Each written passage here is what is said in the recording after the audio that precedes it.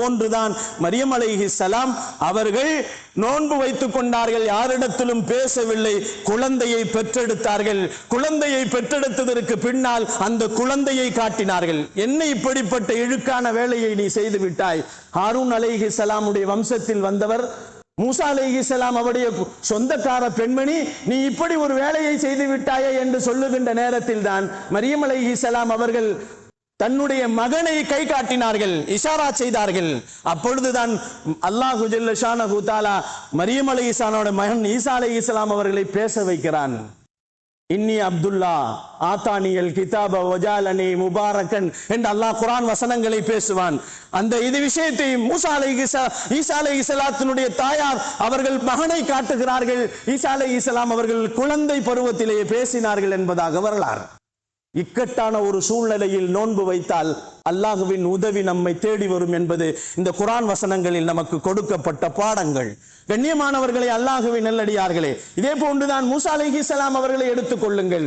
ஒரு மூசா அலைஹிஸ்ஸலாம் அல்லாஹுவிடத்தில் நான் பேச வேண்டும், அல்லாஹுவிடத்தில் உரையாட வேண்டும், அல்லாஹுவிடத்தில் பேச வேண்டும் என்ற பிடிவாதத்திலே இருந்தார்கள் மூசா அலைஹிஸ்ஸலாம் அவர்கள். அப்படி பேச வேண்டும் என்று இருக்கின்ற நேரத்திலே அல்லாஹு ஜல்ல ஷானஹு தஆலா சொல்லுவான், நபியே, நீங்கள் என்னிடத்தில் பேச வேண்டும் என்று சொன்னால் 30 நாட்கள் நோன்பு வையுங்கள், மேலும் ஒரு 10 நாட்கள் 40 நாட்கள் நோன்பு வையுங்கள். நோன்பு வைத்து விட்டு நீங்கள் என்னிடத்தில் தூரி சீனா மலைக்கு வாருங்கள், நான் உங்களிடத்தில் பேசுகிறேன் என்று சொல்லுவான். இந்த வசனங்களை எல்லாம் அல்லாஹ் குர்ஆனிலே தெளிவாக சொல்லி காட்டுவான்.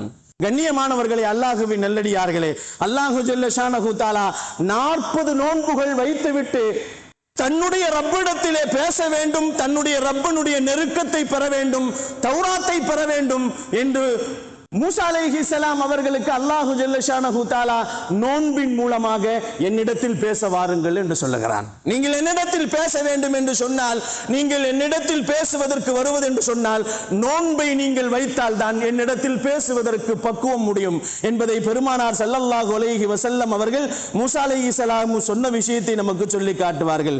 40 நோன்புகளை வைத்துவிட்டு ரப்பிடத்திலே பேசினார்கள், அவர்களிடத்திலே உறவாடினார்கள், தௌராத் வேதத்தை வாங்கி வந்தார்கள், பல சுகுப்புகளை அவர்கள் வாங்கி வந்தார்கள் என்று சொல்லப்படுகிறது. ஒரு நோன்புக்கு பின்னால் தான் நமக்கு காரியங்கள் சாதிக்க முடியும். ஒரு நோன்புக்கு பின்னால் தான் ஒரு காரியத்தை சாதிக்க முடியும் என்ற ஒரு விஷயத்தை நபிமார்களும் ரசூல்மார்களும் நமக்கு சொல்லி தந்திருக்கிறார்கள் என்பதை நாம் பார்க்கின்ற நேரத்திலே நம்மை இன்னும் 5 நாட்கள் கழிந்து நோன்பு நம்மை நோக்கி வந்து கொண்டிருக்கிறது. அல்லாஹ் அந்த பாக்கியத்தை, அந்த நெருக்கத்தை, அல்லாஹ்வை பெறக்கூடிய நெருக்கங்களையும் நமக்கு அல்லாஹ் மிகப்பெரிய ஒரு ஆயுதமாக நோன்பை வைத்திருக்கிறான்.